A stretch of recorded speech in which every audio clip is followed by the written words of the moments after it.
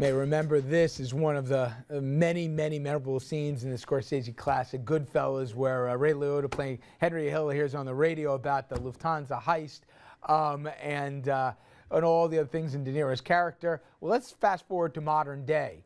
Well, in modern day, the De Niro character there being perp-walked, as 30 years later, after the Lufthansa heist and the $6 million that was never found, the feds say they've got their men. But it raised a lot of interesting questions, and Jimmy, one of them was, and you've had some defendants who have been alleged to have had connections with some of the five families, that, hey, this is a dog and pony show. Even Lufthansa didn't want to see this thing pursued. They called it ancient business, but either this was something that was in the craw of the feds they wanted to solve, or that the mob, seems to be, the Mafia seems to be targeted more than any other organized group, and it may be reaching the point of overkill.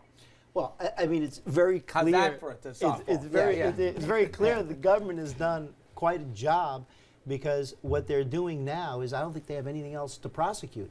And so this is nothing more than the proliferation of cooperating witnesses who are now coming forward to solve every crime that was ever committed.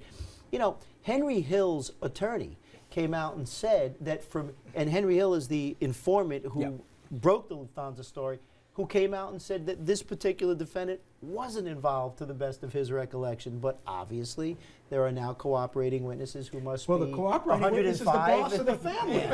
You have the boss of the family, Joseph Massino, who's rolled and is getting all the underlings in trouble for ancient history that he took the biggest lion's share of the cut of and masterminded the whole thing.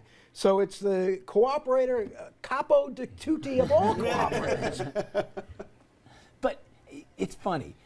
There seems to be this perception that, okay, everybody learns, even if they're not in the field, what RICO is and everything else, and how the Mafia has been decimated over the years. But it does seem that they're being singularly attacked. And there's not a lot of sympathy for the Mafia, I grant you, but there's a lot of other organized criminal syndicates that don't seem to have the same level of attention from the feds. Is that just my imagination or no? You know what I keep thinking about? I keep thinking about HSBC Bank, who got fined $1 billion for laundering money for the Mexican drug cartels, and not one person got charged, went to jail that I know of.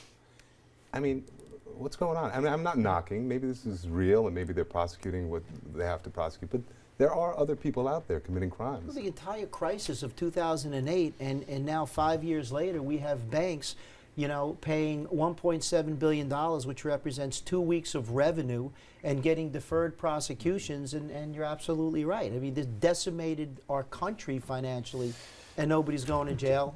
Just as much as you can, you've represented the Gotti family in cases, correct? Is it a fair representation that whatever organized families that they were from a generation or two or three are not even a facsimile today? Oh, the landscape has changed tremendously, tremendously. And I think when Massino was taken down in the late 90s, I mean, that started a snowball effect. I mean, they've been decimated.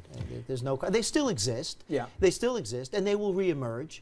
But it's very clear when you're going back 30 years that you've run out of things to do with them, and I think that the focus should be changed. Who's replaced them? These FBI agents used to be the rock stars who did the organized crime investigations. There used to be 5 investigative units, one for each of the major crime families, and it's been consolidated into 3. So they make these splashy, high-profile arrests based on really decrepit allegations to sort of send a message, a deterrent message that, hey, we're still out there and we're not going away. But 20 years ago, they were at the vanguard of investigative techniques with Title III surveillance, informants, doing really novel things. And they should take those methodologies and apply them, and they are to a degree, to financial crimes, to terrorism, to child porn. And they are, but the old organized crime squad agents, they're comfortable in their positions.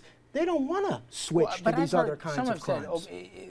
That it's almost a misappropriation of resources, that there's other crimes, not just the white-collar variety, but also other criminal syndicates that these same folks would be better tasked to go after. Absolutely, and you're looking right now, you're talking about going after an ancient case over a few $1 million, and Meanwhile, you have some of our banks laundering money from Mexican drug cartels. I mean, the organized crime families are not really being investigated for violent crimes that much anymore. You're not talking about people getting shot in Midtown Manhattan.